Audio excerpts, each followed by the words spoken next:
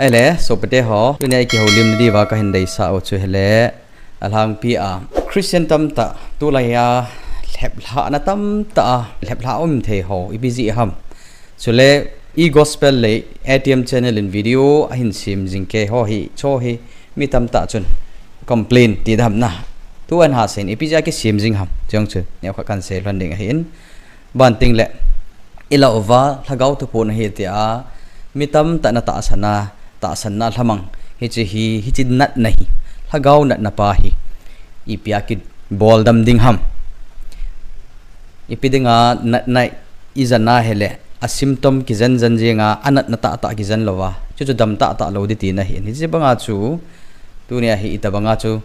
hi chil hagaw na hi izan dam ding ham ti kaung kyaw lim kit lan ding hi chu le thil dang jong in sei diu hen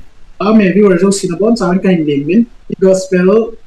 so ko ba boy to chalai muna kung compete te hon hi in sam dang kam in comment la dunga hin cho po sei ding ne lo tan na ti ji thì bạn xây dựng hết lâu rồi và cho tầm đi là và in point xây dựng cái hết bé sẽ dễ và cho apart đừng duy apart thiên tuổi cây tuổi này bên ya cho hết cái cho apart kila mình nên lại rồi thì có xây được không mày xây dựng thì tâm vào gì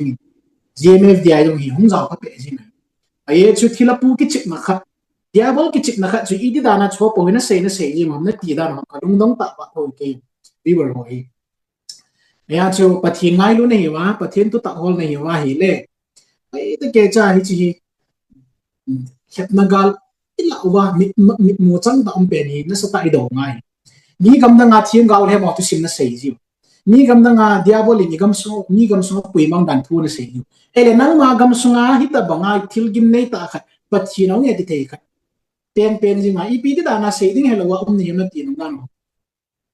ni chin hoi te ke cha ni viewer on nei ba pathin thui sei thei ni sei ki tu in ke ong kadam siam na in pathian lung sit na pathian na sapa tong jom ding le pathian tu lang sam jing dinga ki gu wam phat jing ka he chi chu tu lai ta condition he tua hi video hi hung ki sim jing ding hi kanga lo diu hi na ti lo ha evangelist po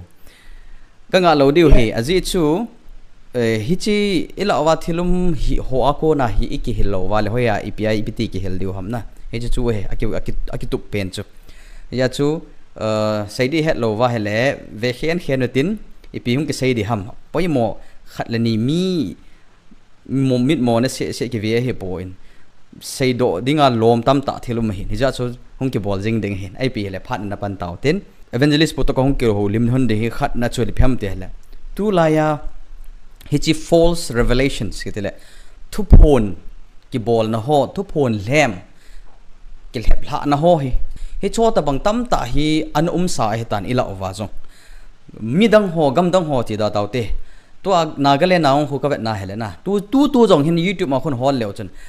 adim ado am cho hita banga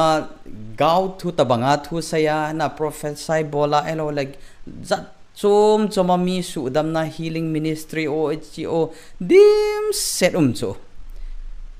ahin ama ho thu chu ke sei pon tin e ho la a an sa ho hi evet na hele hung zinga toa jong hi uma amma ban jong le hung dinga kilanga cho eja chu tu nia hi isei kit diu hi thu ta ho chu ipja hi ta banga hi lep la na ho hi bei che khena i la theu ham ni khat ni chon evangelist pu ta ke hoven ma jong chu kalungel whatsapp chon ka thon ka sei ipja lep la bei ta i umham itiha hele e ho iki hil na ho hi ivet na hele lạ na thế bây chứ khi nào lạ na thế tâm ta ita san chu aji chu khana ga sei dinga chu mi athi le alhagau na la ye alhagau ahung leng do in e ho in hadam la na ho ki bol kit na chu ban ding le doctrine langa ti dinga chu i sei dinga hele ai alhang pia mainstream christian ho to GMFDI monat thilhapa in thu a hin sei do a hu ingaya hele ipi sayam lalto na khat omin pathin hi mi khat bo hi in apa a pon acha a pon lagau theng mi chomin a pon mi khat bo hi in pathin khat bo hi in lalto na khat oma chu ipiti laya chu mi thuma hi ala koi pen to di ham ti ho po a hin sei vin na aban ting le lagau thu hin phung do pa jong khon ipian sayam tele apa khang acha khang lagau thiang khang a khang khanga ki hom khan kit hi chi idea chu ho Christian sunga ipiti hung ki hil lut hamatia hele thlang pia chu theology simhon ahead de Bible simhon ahead dispensation the 7 dispensation kiti ho ko na hung do hin ipija tu nya hin lep hlayum the hom tila ikhil na ho hi tam ta hi chi lep hla na theya i thei nau chu ikihil na ho ji he ka ti na evangelist po to jang ka ki ho bin he ja chu evangelist pun jong hin sein tin what causes sincere Christians na Christian ke ta san ta ho jong hitabang thu hil hem ho hi ata san jing wa pathina ko na pet mang jing ham ti hi nang malung gel them khan hin seo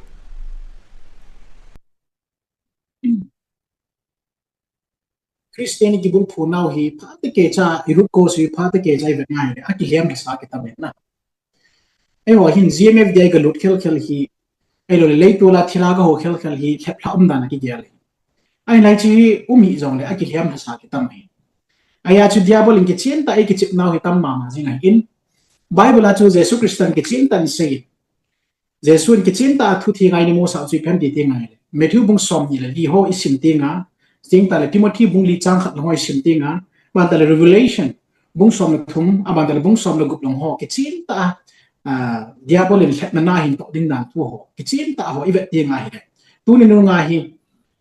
Satan in ahin bolding counterfeit na to no hi counterfeit ki di chu ata ki lo ai wa nga chu khet na hi di ni to ta bang hi na sata tamatam ding ti ho hi ke chen ta si Ijila Jesus Christian abul pi pera the main deception a man ani min pha pen chu mi tam ta kamina hang dinga hi ai la no i machan ani kila pha sa hi bin chu first as Jesus Christ to say chu amma sa pena hi khetnaung lung ding in ai la no ho lung dong lang i machan kila pha sa hi bin chu ba kai Jesus Christ kam chang ma sa pena ke ma mina mi tam ta hang dinga hi chu ding ta le false prophet false Christ tam ta hang dinga hi amo chun signs and wonders tam ta hin bol di wa hi ati chutieng ta le kong na ding mel chi na ding atia gal tu tham ho nam khat le vai khat ngo ki do ding ti ho thu ki chen ta Jesus Christ na sei su ke i cho chu pathinin ai ho ki chi the su ke ni nga agam lum kun ding ta le leisi ding dan ho chu ai ta ke cha ni sei su ke sai ai le chu mi tam tan ki hello hi la igam sung wa na hum ding i Christian ko na i tu dio hi thei ta lo pa kai kam chang mel chi ta lo hi la ai cho ta bang bangan hung hung wa ki hep sa ai ta in chi ya chu Christian tam ta hi tu nya hi bui lo na dinga ki bui i ha sat lo dinga ai man gen thei ki bol do ita sana wa hi na sata ete ko mai i chu tu lai ta ai ho la dinga ai ho ki society sunga dinga hep na bul pi mai pi tui sang lin bunga ki nom jing ichi thilana to na pe ni e wo mi chang cha mu thia mu me ya ju GMF dai chung chang thu hi nu ching khulam got na se le alei tu la chi got na se thu ki sei bo hi chi tabang ila wa om thei hin I te dan na ai ho hi Christian hin kumandan a root cause I fail I doctrine ho hi na sa ta ki khol thei ni na pathinin to gon asian no gi ka ta sa ni ya ju tu ni hin hai ta ki ngai to hi ti we were ho hi ven chu ting ta le mun chum gam chum ma thungai ho hi bin pai ta ke cha in thili gyal phalewan GMF de ya mas pena ki nau chi ha sa mang boy mas pena ki nau chu pathin thu Bible acham kim poi ti Bible acham kim poin abanin Bible sanga cham kim zo ke man ke nai ti chu na pathin hung pi hi ti hi chu mas pena ki nau anin a pathin chu thila puwa hung ki ma thila hin sola ai wa dinga revelation tha bi ang pi na chi chu devils kiti thila ki di chu pathin in revelation ai manai tai ti chu anin a chu vantil ho chu ting ta le mi thiem pol ho loya hung thei dinga hi diabol ai hat ki do ta chu anin a chu I pi ki tam ta hi le pathin chu ai ho se vanwi pompi hitalo ai ho se inam pompi ku kinam se tung do dinga hung ki sabui dana hi alina chong hep anga na chi phem ti tinga ile Krista ong kit ding le vangam thu ki ti mo mong king talowa hi chilai le tula pathin hin isko bu ai ni su newa ei ho zo si focus hi chunglam thui tula I focus hi ku ki len focus ni dinga ong hep hi chi point nga chang chu tu ni hin ro dom kati hi chang si chu tu na email chi du ka dei ya chu ipizia tu nya hi thilapu hi ta chi khat theu ham a khat na Christian te ita sanau ni chi zom jing sa chu phem ti tingai le Bible la ikingai su ke ti su ke yu Bible la kata sani ti su ke yu ai wanga Bible ta san dan hi Old Testament aki khen New Testament aki khen Old Testament chu sim sim ba ki sim New Testament chu pathin phut thin di sa ba ki gel hi cho ta bang gel wa pathin thu i dei lo lai lai chu zu ti adi he ki ti pathin thu ai mani dei lai lai chu zen tel te hagawa Israel ha ding he ki ti hi cho ta ma chu Bible undermine te ko Bible pum pi ai ho ki le ding aki pom theitel hi chu GMFDI ki bul phu ma sanga pat na diabol ai ne hap na ai le thilha anh nhìn athila pen chu ipia pathin chu thila ki la thei ham ai chu Christian hi wang wa hi i Christian hi na wa hi pathin in thila doi la kaw ta san dinga ai dei nai sai ai ma ai ho chu i Christian hung hi sung jing wa jong thila thu ki sei te te lai doi la kaw thu ki sei te te lai kaw si te o me amo chu kaw si chi la ai ki te te lai chu chu GMF de ma sanga pa nai cho ta mo chi ta san pe hi a chu diabol hi hung ki chi ma hi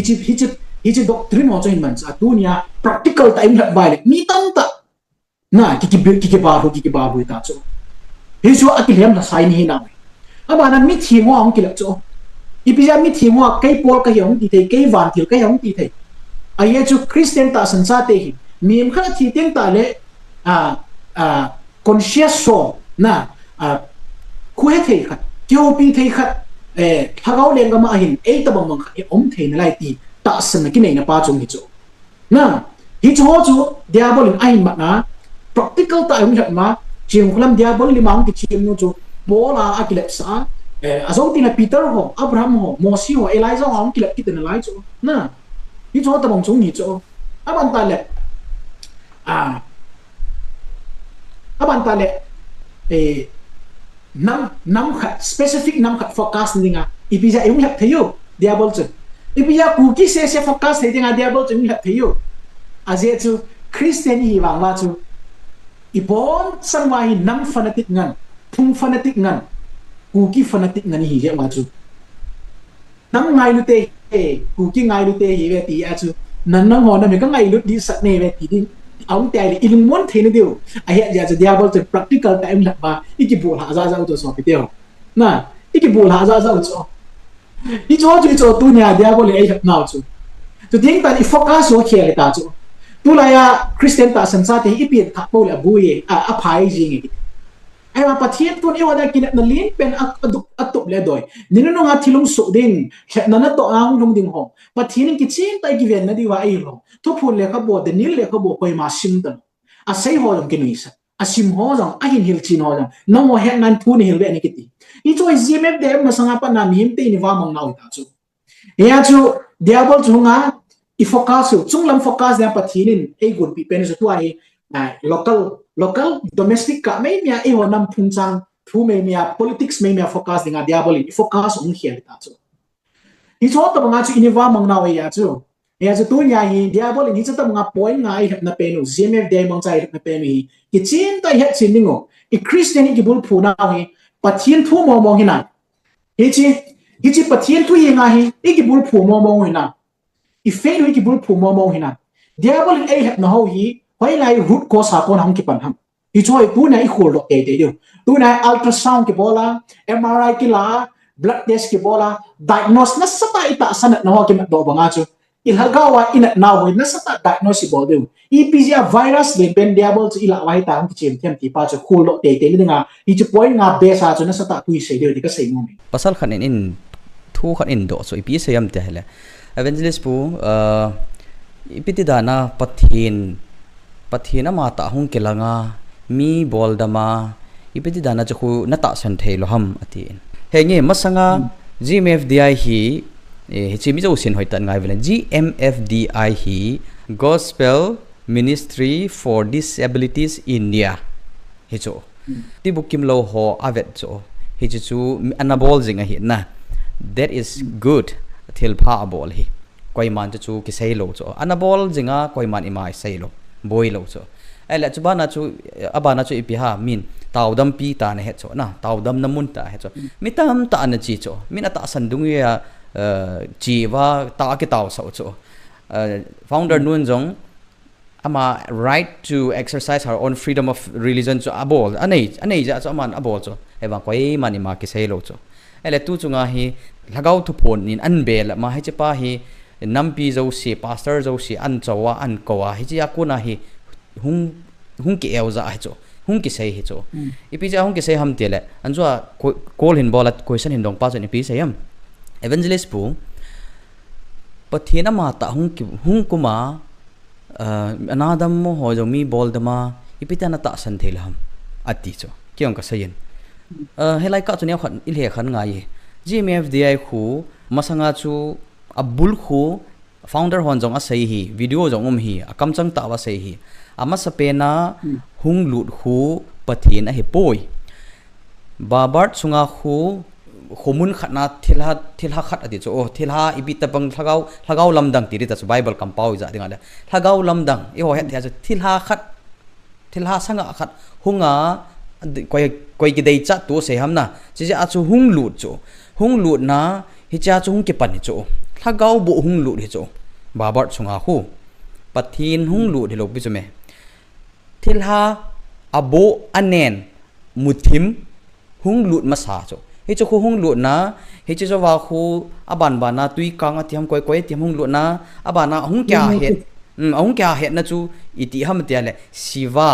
aban ting le kobru hi cha pa na chung min thang ta chu thilha ho yang alen diu hung hi pha na chu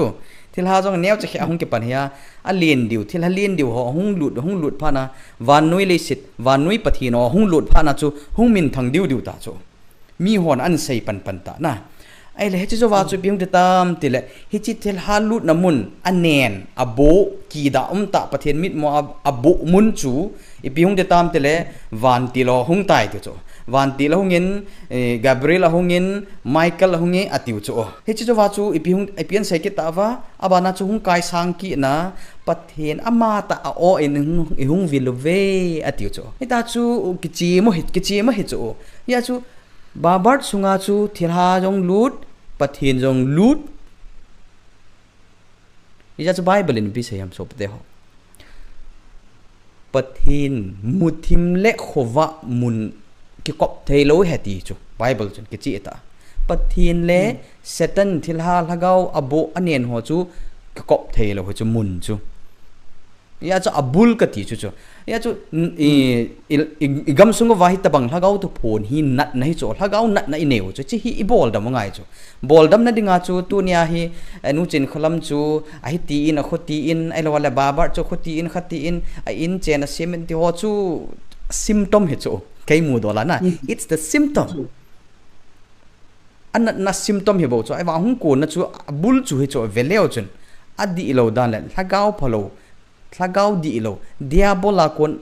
akipat dan chu veleo chun he cha chu ipei diu he ta chu ita san lo di ya tu na pastor ta san ta pathen thu he ta thu khel ta ho en he chi he ata san ta chu he chu he chi hi abul abal ivet nai le adi lo dan le na pathina ko na hi lo dan chu ka sai do no men phone call hin bol pa chan i hin do achu pathin lagau the honga mi sudama iti chu ta san lam ka ten ka sai chu phem tele ama zo kin dot jing in na ka sai pi chu phem te ha le he nge na sai chu di he jong le neu khat ka sai khan ka le khan de hoi tan ngai yin ama sapena lagau tu phone a bol ma sang wa chu ka sei bang cha mon a bol ki bol koi mani ma cha sei po hi jong le to hi lagau bo hung lu na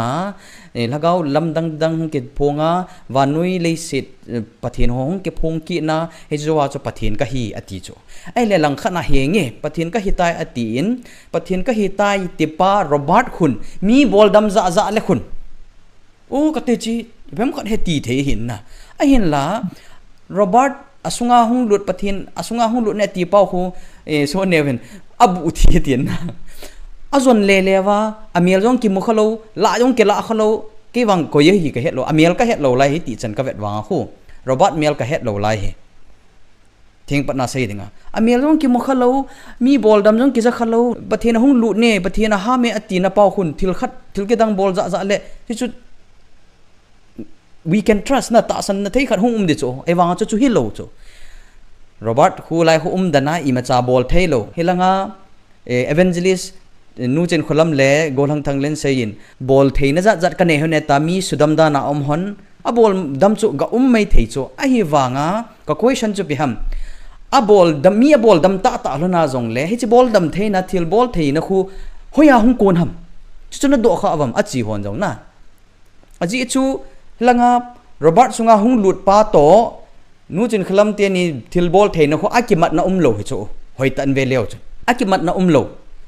Robert ko mi bol dam za le ka ta san mai thei chu dan chu ai wanga hello ahung kon na chu hei lai ham ka ti chu ka question chu ya chu hoi tai va na le pathina kon a hi lo dan ki chi sat amot kam chang chu pathina hi in bol mo anei poi za mo anei poi ati chu chutia hi le pathina hi mo nga bol mo ke dang bol thei bol mo anei lo wa le epidenga mi cho el bai ho khat be a bol dam lam pathina hi lo ja chu amit cho koi ma cha jong ti sudam lo hi ta chu hi chu hi ta bang din mu na hi ja chu pathina ko na hi lo alai asung pa athugu the core belief alo the core foundation of GMFDI to pon chu iwat na le di lo hi chu pakai su krista in ta san cha te dinga taw pi in lagau thing atip pin ka hin sol ding hi lamon sa lagau thing chu kan sol pi de tin ele GMFDI pastor ho lam kai ho chun tunia hi lagau thing in ehung vil diu hi na lagau vin nei vilin lang ta isa sa we lam tua hi lagau thing khang hin lagau thing phat ei ja cho hung vil tau hi me ibidang na ta san lo ham ibidang na nung sun sun ham atiu to ai la bible chun lagau thing hung ting la hita khu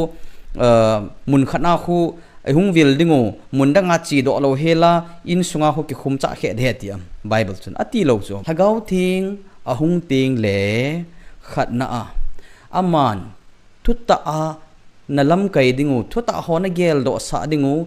na hil dingu hete chu aki sei do sa ho pathin thua scriptures aki sei ho chu he will teach you ati chu lagau thing chun khat aban ting la ani na he will convict you of your sins it on sit na ho hi ki si theina ding lung hai theina dinga na ato de he chu mi him lung thim a khel ding mi a khel ding na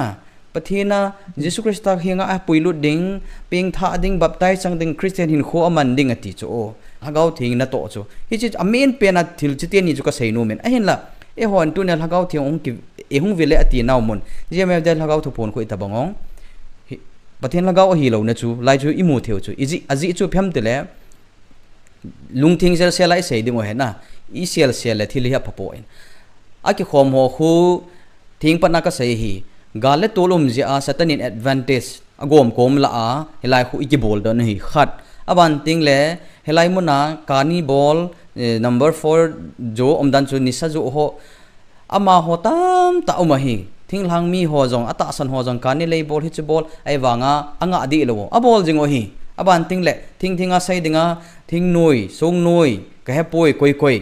mi nam kim u mo hi ama ho in atul tha la anga di pon lagau thing chu ahunga hele alung thim sunga wa chu na to dingin tu nia tol kana tha chu tu ai ka tha lo de hetai ta pathina ki piro ding ke pithing ding hin ai la hi naw zo anga di povin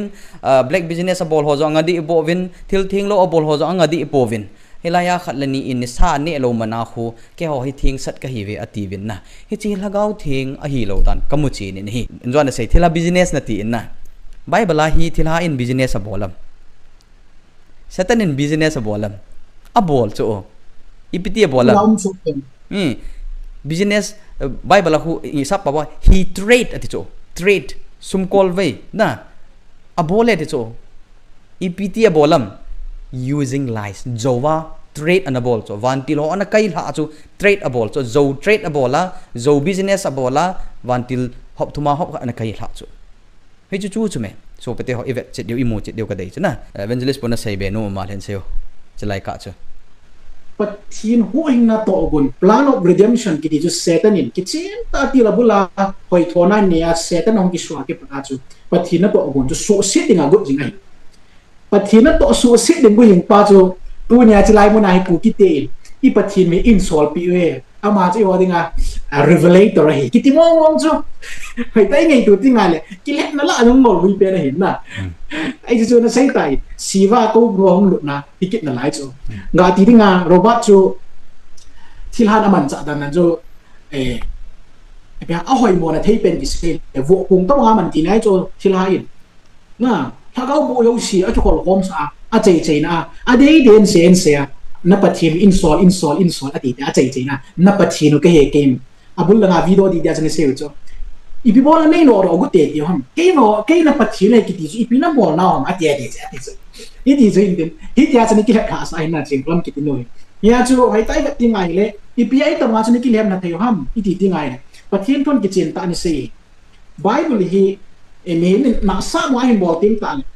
bible hi na sa mo hin bol ting ta le ki chin ta mi him ki ti hi Satan anok na ma pe hi ti het ngai bet sana pathin warning ani bol jing wai thu put mung som logo chang som le li ho chi ti ngai hi chu hi thil ho ha gaw hi bin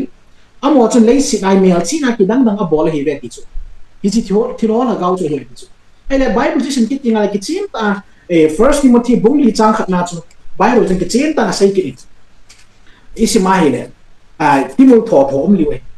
ni na nga thilu mi pathin hi ta na sai chu hagao thing ke chen ta na sei ni na lam le mi kim khat ta san na ko na pul ha a bang ta le hagao ho mi su lam bai na do ha le thin ho thula hung lung lu di ti cho ai le ahung ching khola ma hung pa chu koi he tiam sam ching khola ma hung pa chu thil ha he ti cho na ko bru he ti cho shiva he ti cho ai le bible jing ke chen ta ni na lam ting le thil ha mi tam ta thila tu siang lung lu ding he ti cho ai le chi thila tu sia hung lung lu ding a ti ho lo chu i le ti ngai le Bible chung kichin ta sei ki first second Timothy na tu hit na sei ki azia chu hit bang phali hung ding hati ki chu hit bang phali hung ding mi on twil pha ki chi angai thelo ding na twil pha ki chi angai thelo ding akulu tha tun pin ning ama lu ngai cha dung zia ni la ki khom ding wai chule thuta akona anawa hei mong ma mo tu sima hung lam vai ding wati chu thuta akona anawa hei mong di ki chi pi sei na Bible la thuta chu pi sei na ham Bible la thuta ki ti chui phem ti ngai le John bung som se gi chang som se gi na Bible chun ki chin ta ni ti na se ki thuta chun amoi su thingin aje chu nang ma thu hi thuta chu hi ati chule John bung som le go chang som le li lo chu sim ti ngai le Jesus Christian ki chin tan se hagao di ta chu ahung ting bang le ama chun thuta lam zo sia na hil yu hi ati ibi sei na ha ninun lam ting le mi tam ta thuta ngai na ko na anaw hai mang de ti ai le thuta chui pi ham Jesus Christian na thu chu amoi su thingin na thu chu thuta he ti ai le hi thuta chu pa ne hil chin ni ham hagao thingin ei hil li he ti hagao thingin ei pui di he ti hi chi hagao thing chin pi ei pui di ham hi chi na thu thuta chu hi chi hi ati hi chi dong zu ai pa thi na thu ai pui di ti nai ai le hi chi GMFDI Bible as pathinin melmalin pena se zon bunge chang som ni le lina se pa he tai se cho na pau dia bola kon hi bowi chule na pau lungut lam chu subul ting na bol nu mui amma chu ati abula pana tul that pa zo se pa zo pa hi ti cho fathers of lie ati cho hi chi pa chu thil ha he ti cho bible ele ching kholam iti no GMFDI kausi business bol no chu hi chu no koma chu diabol chu nga siva ko bru ka hi hong ti chu na hi chi thil ha ki ti chu bible in zo pa hi the fathers of lies hi ati lai ta chu hi chi pathinin thilate hin solin pathin chu iza kai bol thei pa in pathinin thilate chu thu pi a hi le amona de ya naung to theiwa pathin a sei chu ong sei sa hi ati ye chu ong ki phom chu thila hi chu bible in zo pa chu he ti chu na pathin in sole ti pen chu pathin o hi lo wale thila ke pa na chu ai ho in trans communication pen chu I accept he lo mai ji a chu zo ai na pa chu ki chin ta phot chi re in he a chu kanam ni te ho pathin thu ta ki tia ko na chu ina ku lu I hai mang lai siu le bible thu ta ki su thing la ding di pen hagao o di ta pen chu inung sun lai siwa chin khulam to bunga wa mang ni him tam che dio ma ba na jong satan in thang a hin bo ben lai di ye jong tu nin thu tan ki le ki ti win pathin thu ki su thing ti thil ha ki ti na phat chu I Christian I ta san now I doctrine ma ko ni bo pum pa yin pai mang ji ti le ti tu na pa kai na ka ti bible la pathin mi di ta mi su dam hoi ba ai le popularity fame ne in hong do ai ba ta ai wa secretly they heal so many sickness na aminu ki thanglo aminu ki hello go thima mi tam ta ta na zala dam dim se and I experienced in my life also so ting ta dang ho ja mi tam ta thobung mi ho taw na zala pathin miracles na to ti cho tu lai pathin healings miracles dia ai ho la bia ap pe no chu Jesus Christ ai mo mo ta thil ha le doi la kawa bu ya Bible simai le ma Matthew mong li chang som ni le thum hoi simai le chuin Jesus Galili gam awa le ki khop nau in ten thu hil le gam swa ke pa na thu pha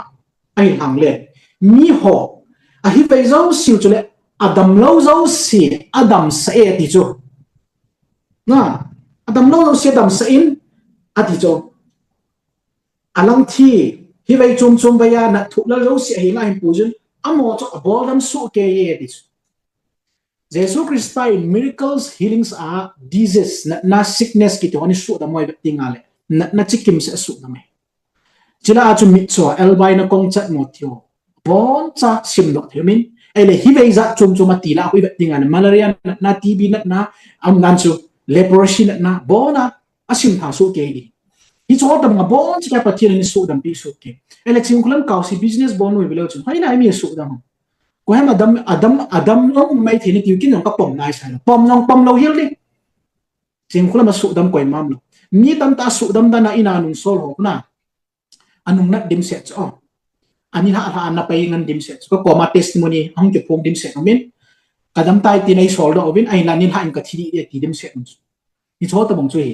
ya chu zong na ki chi mai in i khat ta bong hi cho mang antidote ta bong kha cho ai pi ha kil khat adinga pain relief kin ta bong na pain relief kin ta bong ta moi chu cho tum psychic ho demonic possession ki chip nahi ba ti ngai koi ma so dam lo ching khulam dam mona so dam koi ma am lo mong lo ding mong jong lo ding jang ti za khalo mong ti mo lo ya chu amai mi su dam nei ta na sei mong lo ding ai mong lo khat chu ni chu ki chim ta he jong le sei zui ho so cha ti ho hi du thira doi la kawa thu gi a sei kha thira doi la kaw thu ki mo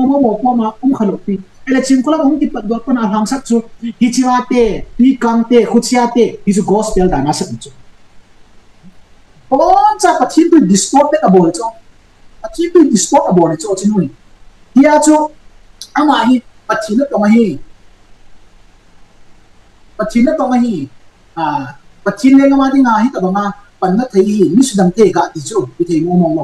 first Corinthians bung som go langa chu sim tingai ki chin ta yo hi lagau thiem chen na in thing chu hi be e ti chu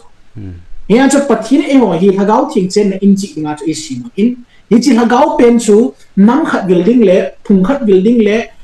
nam khat building a chu ama chu o ang ki punga microphone do pi le o za thei dinga pathi ti bonga chu lagau bo ne so le chi lagau thing ki ti chun thu pu ting ta le hi chi thut ta in sut thing ati hi chi pathin thu hi ai hiu chin lu chu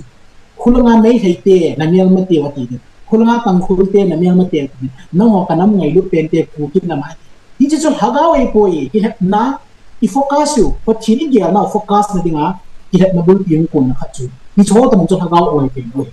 lagau ki ti ta ma ki phom ne ka pon jesu lagau ki chu e ho mi mau che e hom pi dinga ki chen ta e ma sila phet na dung ja e pu dinga pathin thu ta dung ja ki pu dinga lagau chu e so pi oi ta a hin la ahong ki phom dinga hin na ahong ki phom dinga se ki chen ta i ngai koi mai ma chan ke het na sa hi un ai chu ha mong nang hong ma sa ding dan su sia chon si pa mang pha cha pa chu hung ki phum do ding reveal ama chon ki reveal le tes dan su si pa chon si pa mang pha cha pa chu hung ki reveal le chu mang tha cha pa chu pai ham diabol ti pau antichrist thila pu chu ama chu hung ki phum le chu ning ma ama chu ki phum ding dan thu pal ke na pathin do na pathin thu a to ki kal kra mi pu na hi chu GMFDI quality do pathin ta bul pu ka su bru chu ya chini no ngai pathini ta hi reincarnate tak ta bang ama new revelation tak ta bang nam avil na ding pa pathin ki phun na ding bible na ki mo kon a him la pathin ta bang mong ki phun ding a sei pen chu antichrist a hi ti ki chen a bible na sei ya sa tu nya hi world universal system ma chung antichrist khat mong hi chi antichrist ko corporate bola mang thak na lampi dan su si pa lampi e hola hin jung chu ching lam chu a khat na hiya chu ni chilam pi antichrist lam pi chu chen ta kin ni chu chen ta tu na hi christian hi na hi ki chu sa wa pathin ka tha ge ki bul khu ni ma ki le kon open hi isa so ke ni chu pa kai na ki na jesu mi bol dam le sei zui hon จิสูมินะอามาหอนอบอลดำฮิโลวินจูจิสูทนายนะจิสูมินะจูมีอบอลดำหัวจูอบอลดำจะว่าจูเกมสาวะอินสาวะลายจูเจงดันโลจูนะบอลดำนะ miracles บอลโมกิดังที่หัวฮีปฏินี่ฮอลเลยอีฮอลเขียนเดียวเห็นนะจุดเล่อามาหอฮิเวลเลจุนพับสมไม่จำกิสันกิปิวตาจูเขาบุ้งกับพุทธโบเวเขาบุ้งกับฮิปโบเวตีวังว่าเขาบุ้งดานาไอ้วังอ่ะเขาบุ้งเฮโลกิติจูตาสันเทโลจูเขาบุ้งละว่ากูนับปฏินทั่วห้องเอกิติจูตาสันเทปนให้ไล่ question ขัดห้องเงินนะโดนบุตรเตะดิ้งากระเดยขัดอมินทางบอยกิติขัดนิน question นั่นโดขัดอมินนี่แต่เสียจะนู้ให้นู้อินนี่ขัดนี่แหละเฮจิทุพนคู่ห้องกิจใจดิ่งฮีอตีอินเฮจิคู่อามาจะมาห้องกิจใจดิฮัมไอโลเลปาสเตอร์ฮอนอัใจดิ่งฮัมอันตีอินนะนั่นลุงเกลมาเล่นเซกินจีกันโดนบุตรสามีฟอนโกลินบอลตั้มตาอมินก็ใส่ปีสาตันกันใส่เดviewers หัวเราเสียดิ่งอาจุGMFDI ทุพนฮีกิจใจดิ่งฮิจูอามหอนจังตัวอามหออาจารย์ว่าจงอันใส่ดอกเฮตันเลยสิฮีเซตันหลัลนักมีนะอามหอยขังโตดินอะไรจู they are in the prime time ที่ได้จะมอ prime part ฮิจูอาขันโตไลอาบอลเทไลฮิจูไอ้ว่างอามาโหจ้าโลเละทุเสโหฮีจะปูนะจงช่างเจ๊ทุพงหงหูนัสเจ๊นะปะเทียนทุยองอโดเจ๊นี่ขัดนี่เล่นกิจใจดิจูกี่วันก็ใส่ฮัดมานาวางกิจใจเราไม่ถี่จูอามาวังปะเทียนิน it is enough อัพพัตไตอติติงอะไรอัจวนดานุอัทิลบอลอัฟวาลเบสเซติงอะไรปะเทียนินอัพพัตไตติติงเลยกิจใจดิ่งเฮบเวฮิจูเคมามูดอลก็กะใส่เห็นนั่งยันนี่พิธีนักเกลัมฮิจู question จูหินดอนบุตรเดียวที่เราพูดคนนั้นใส่ซาซาแล้วน้องเสด็จจิ้มทิมพาดว่าโคเดี๋ยวน้องกิจใจเดี๋ยวน้องกิจใจนะตีปนอยตันนะชิมวยตาจุดตัวอาศัยซาซางั้นความเงยเลยโจลกับมุตาจุดตัวไอ้ยาโคห้องกิจใจดิ่งความมัวเนี่ยมัน predictable กี่ตาจูอาปะทินเป้านั่นใส่ข้าเลยพี่จูกี่พัดจงขัดดูทีละของใบที่ไงไตตีกำที่นับก็ปะทินเป้าคนเชี่ยวใส่ลงพี่จูไอ้ว่ามัวเลยหมอคนมัวเลยหมอ predict กี่ตันนะไอ้ยาจูที่จังยาจูไม่ตันก็ใส่นมจูGMFDI จีนกุลัมกิจนาฮิเวทีงานทีมเกาเทียมฮิจิจังทีมเกาเทียมอาดิงาอังกฤษเป็นให้ดิ่งกระตัสบานุเลสินาฮิทีมเกาเทียมตั้มตั้มมินนะทีมเกาเทียมตั้มตั้มจะบานุเลสินามังไอจีจะทำขั้นกระสีมาสังเกตตัว GMFDI ฮิตัว GMFDI ฮิกลุ่มทุ่มไม่ตายตีว่าสวดว่าสาวจะมองตัวฮิปัททีน่าอะไรเลยกลุ่มทุ่มเล่นตัดดิ่งโลดทำ1,067 days 8 time 3 years ตะบังกู8 time เนี่ยจูEPT ปัจจัยเราล้วนEPT ที่จังเกจิกิดิ่งเดียวมาตีไว้ยังไงตัวอะไรนี่จะต้องมาไหมกิเลสนั่นเลยนะกลุ่มทุ่มว่าแบบที่มันใจเลยจ้ะพี่เดียวทีมเราเรียนทุกสิ่งนั้นใส่ปีกันกันติวันนี้เลยเสียดัง one of top list ดัง false prophet จุดที่อะไร the one who claimed to be Christ ada nga ni kya het penso Marshall White California USA Texas la kon hin chuting ta le Jim Jones kito aban tal David Corres aban ta le Joseph Smith hi cholo hi amin kya het cho amin hu kya het in cho ai wa nga cho hi cholo hi jim khulam sa nga jong influencer ro hi cho ingan hi cho educated ngan hiu intellectual ngan philosopher ngan hiu madar college la adunga PhD China ngan hiu cho athi naw sang the jong musician ho tamatam cho Marshall White gi di cho na musician lai philosopher na lai author na lai ai la ma chan anung zui mi tam ta gi hab na celestial body space station tamai pathi ami te hong pui to de ta ki ha sa San Francisco hotel a chan mi tam ta ha tu ni hai pathi ni hong pui de ta ya tia Dijiniza na to suicide note azisa anung ji yosen ke tha sa chu he doesn't mean that mo David Corres solo Jim Johnson chu ta bang chu hi ele cholo chu vele chun 30 years lang to religion movement achieve chu ele chim khulan 3 years so ba tai ti chu ni za tai chu 3 years pathinum pilaji piti thei dan Jim Johnson like religion movement le dia ko na pui ho ben 30 years lang chai le tu nai ho la kum thum lang hin ngai lo ken chu EPT so any tu ham pati chu chu ji chu chalai ka na sei lai ka chu la theim chu phem tila ka sei banga chu mi tam ta in kum thum jong sot wal tai te ke wang chu kum nga ka ti pi hen he jong le pathinin a phatai ti ting le kum som jong hi the kum a hin khum kho wang a bol theu hin na aji chu we cannot say pathin khona amin ap le question khat lai hin sop pa pau in phone call hin bolin che question khat a hin dong no min to hi pa pau win na question e pi ham hin sayo Trinity cho kha mai New Zealand le cha ka dai sa oh Trinity chung chang na okay ke pa me le oh he chalaya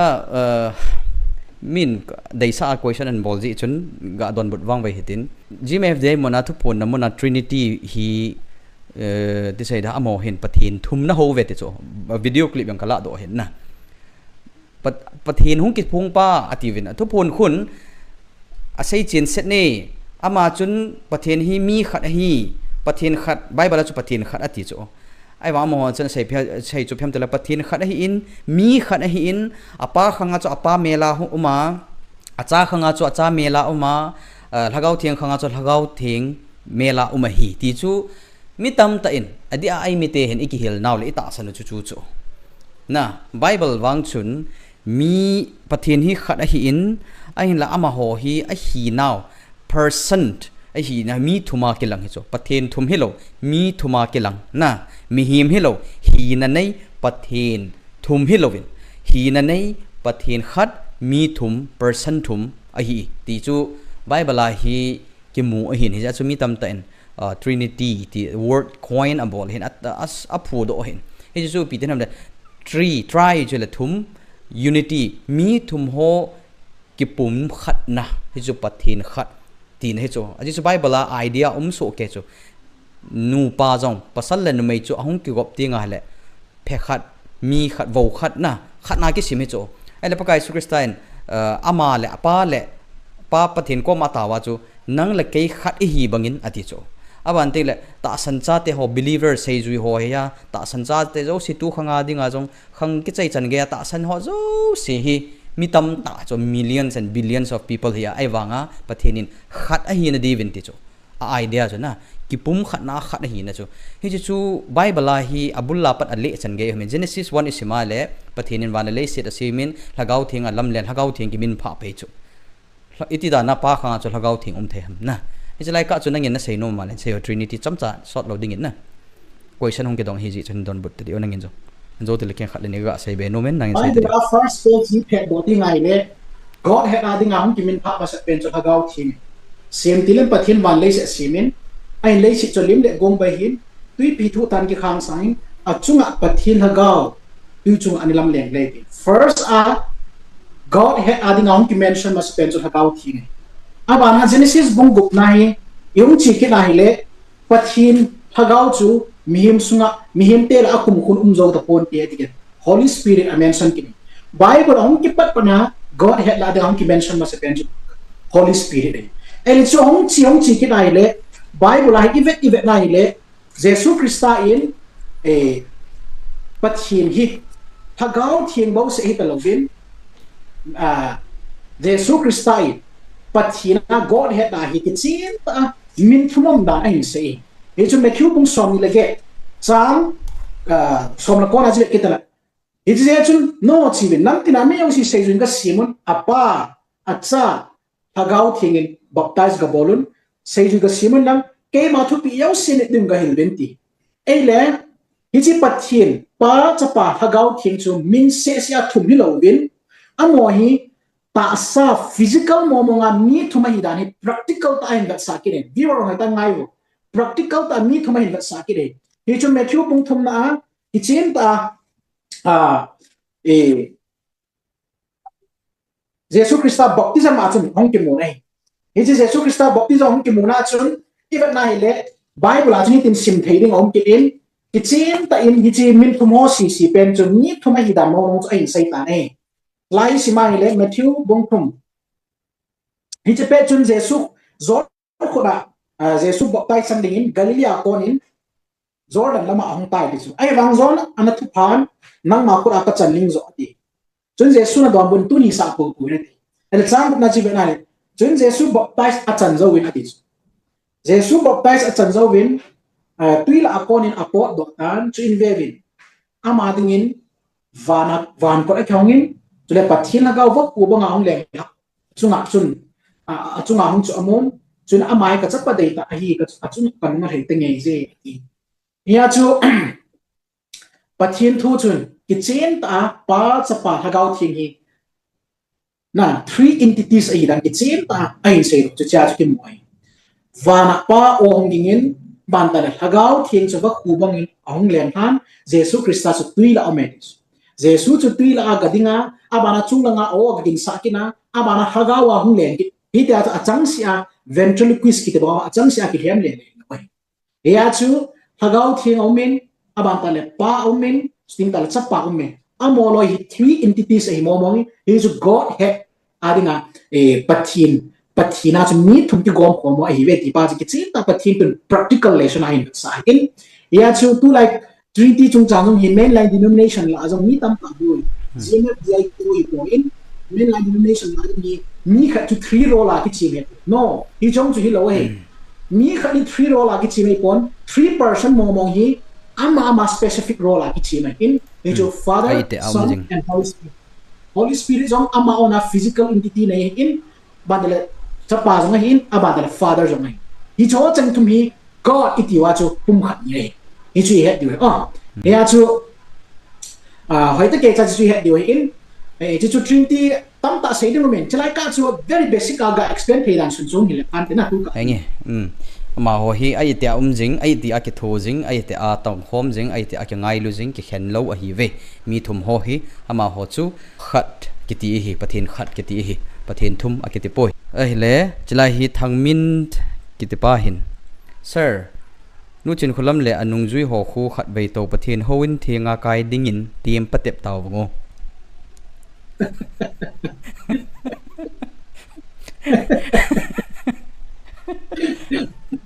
hoin kai khalo hom ka he poi na ipija je chong ki se ham ka poin ipija a ichi thu hina sei jam ka jat chemi ai lo le sei di nang het lo hom ti nan sei jingo cho ke henge hi de ham na he jong le tu a mi boi na chu ichi hi a hi in chole no na sei ba bang wa chu GMF ja ta san hon thagao mang thai na ngai lut na le na ngai lut na ne ten na ki ngai lut ji wa tu nia hi nang ho ading mong kan sip pat han de masanga ka sei ho zo si khu veleo chun masanga ti sei da alung boy ho pathin thu het na ha sam ho pathin tu he the be se lo ho nu nau chapang ho na ama ho dinga ki seya hiti hi bobe pathin thun hiti na sei cho hi hiti chu ki sei chet pe o pathin thangwan ha ta ki pawa amu chet na ta chu ya chu tu niang chu GMF da ta san khat pasal khan in do chu mi pathin hung velwa mi bol da ma ipeda na ta san thei lam atia la ken jong pathin hung pa chu robot sunga lut hi in nu chin khalam le thangden sei sunga lut hi poi robot khun mi bol dam le pathin na hi ti thei hen to al sunga lut lo pa ni ma cha bol thei lawa alut lo ho ka hang za asa ana thu sei jenga mi bol dam ki sa ho khu ipiti chu kata sanding ham chu ki mat thei lo hi ja chu bathena ko nei poi ka til ama jo o ka he chen tai ti chu o pathen thang wanam lang na hi chu ata san khat in jong tu nia hi mi khat in o ka he chen tai chi he di lo he ti chu amu thein hi ja chu tu nia pa na hi masanga mi aboi ho ding ho he them lo ho dinga ki seya ki het sa hin amo na he ta ve pathen thang wanam lang tu a hi ka ngai lut pen GMFDI thu pon ta san ho nang ho dinga hi pathin ngai lut na khang na ti pau chu a hi ja chu he che ta san hi ji a chu to hi ngai lut na nei ta pathin thua adi lo na kan sei kit hlan ding hi abano la kan sei be han ding hi in na ho in na ngai no ma le ngai un lang ki kholovit na ngai nom lo jong le a boi poi na ti la evangelist po he chu hi in ja video in sim ho hi video ki sim ho hi ipija ka sim ham ti chu ka hin hil chi na hi in to chu evangelist po na sei nom len sei le Policia bung khat chang som ni lege na bai ro ni tai sin chu ama thu chu ka hi lo hi pathin anga ka din sa the na ding wa ka chi na zo si wa ami ta ki ka pho le wa ami zo si ka hi lo hi pathin anga ka din hi ama thu chu ka hi wa ka chi na wa ami ta ki ka pho le wa ka hi lo he sei jo na to chi chui chu mi hilding mi phoding mi pui jang ding ichu ho na to ki nei adi dia igal miu mial mau chu diabol chu tu nei la wa ki chim ta na mial ma khat lu na ki het mo sa ki ti chu mial ma la nga pong nei tu nei tu sei hi ben kazan mom poi ti ho chu mel malanga pang ni ti ne khem du tu na lai mun a peng peng o hin khagao ka ngai lu zeu le krista zala mi ka ngai lu zeu hi chi o he ging jing hi chi pathin ngai lu no o ki ti chu in hi chi pathin ngai lu no he ong gin lo ni ko ting ta le pathin apata ai ti ni ning ko chu ni ding hi chi ki chim ta tu na he di we ye chun trong này GMFDI te cho thằng hắc lại xây bể kịch lệ lấy tôi bao cái tài xây cho mà cái gì mi chim hồn ấy mùa dâu bồn mi mùa hoa bồi ấy hồn lọt thế hết đi cho ya cho lấy tôi là cái lúc đó mi chim ông bồi thì cho hết ngày tu lai mi tam ta satanin bay che khena a lep hla na ji hi doctrine ki hil na pathin thu ki hil na pa hi the doctrines of demons thil ha thu hil ki ti khat jong omin na Bible lep hla na ki ti te nga hele satanin pathin thu ta to ama thu ta lo error adi lo chu a hal tinga le mi hi lep hla om ji chu a cha adi a kilang ata a kilang thu hil Bible doctrine to ki bang ai wanga chu ama agenda neo khat azaw sa adi lo pa chu e cha chu mi ke hem thaji ya cha lep hla na ki ti lep hla na hi satanin aki na ya mel se hen hona hung de he pon ka sai banga chu doctrine iki bul phuna o ki hil naw hi pathin thua ko na ilam vai te ngowa hele satanin bai che khena mi a lep hla thei chu khat anjwa ka sai ta chu pathina ko na hi lo na pathin khat a hi in mi khat a hi in ama chu a khanga a mel ki khel le a mi khat ki chim da na ki sei hi chu tu phone hin bol pa khon ama le ma hung ki sei do ta chu na ko ye hi ki he chen ta chu pathin thu ta ke to lo na aban ting le mi bol dam da na ki lang hi chu ai wanga mi bol dam ta pathin ta hi a pathin chu mi bol dam ho chu koi hong a toy thelo na kong chat mo hong a bol dam a wa ta chu la mi cho hoyong chu kho amu wa ki pa wa ki chom le le ta chu la ya chu boldam di ho khu anung langa khu akoya passport na anei wa polanga hi kichim hi ne ya chu so newen thila business abolo he ati lo na chu hi ji hin pathin miracles to diabol miracles of proportionate hung chi thei ham equivalent strength ham so chu bon scam thei so ke ya chu isan ham ka strength ai diabol na to thei na nei tu la ya chinglam na to chu ti daw win lang hindu muslim la azong mi tam ta aki sudam long dim se ni cho ta bang i het diu khat chu ya cha e christian pathin ta sante la mi khat dam na ta bang na hin tong ma e wa athu se ala sa chu thila thil ngani hai le hi chia chu dam na chang yon ke pa na lo ti ka se no mai hi chi dam na chu pathina ko na hong ko ne oi ti chu hepo ko to ani dam ta na ani dam mo ta na i pi chu yong le athil tu se ala sa ki bul phu ne pe chu thila doctrine ko bu siwa ko na hong ki pa na ya chu pathina ko na he poi ti chu het top jing lang cha chu ilung mon jing chule pathina hi pitira na dam lo chung chu dai pathina pati bu jingom ti tu ne ka dok nom ne na hin khu chu pakai ke ya nang a hi ti wen lang ka dam jong le nang ma lo pin de ka hin thei ding le nang ni nei shudam in ti ding na lo pin de nang ni nei man nom ta lo ki chol ringa nei de ne pakai nang thu ke ti na hin khu pathina han dok top tu su pathin miracles lo pi am pilam de o cha chu ai wen ready made answer de you na ibya idam mo popoli I chon sit ho ki khulta lo I hin khwa ne le cha phalo in ho ki khulta lo na dai do koi kha koi nan saving e koi kha ma timing du ya bu ne balanced diet is also ke lo hygienic lifestyle is also ke lo a pha lo bu ne lifestyle in chi pe khununga e wa dinga sickness root cause ni thai na e lo le koi ha pha chai mu lo na pha cha nei mut lo no ho a pha cha cha hin khu na man lo no ho time maintenance na bol lo da na hin khu na body maintenance na bol lo da no hi ti ho zo si hi khununga da na na ngi thei cho he ya chu nang ma mit mo na chung chona pathin ko ma miracles na ki pi mu chu chon sit na lung chang in hi chu tamang ta na chu pathin the ta ai he ya chu cho tamang ting ta le chun pathin don but na hi ki za thei ji lo wa hi chilanga abaisa thilana tong hol ai dam na ki hol ja hi sing de chun satan hi chanam khat ai leveling a bol ji chilai la chu hep na ki haji ni cho su dam to ne bang jong a thui tu ta san cho pathina ko ni ka cho hi chu hep na ni hi ji ta ti ya chu miracles healing ki to hin pathin patak ni ren so pi tio ai na nang le na pathin ka relationship pa chu di hinam ti zo en pathini patik jing viewer hoji a hi video ki sim jing hi in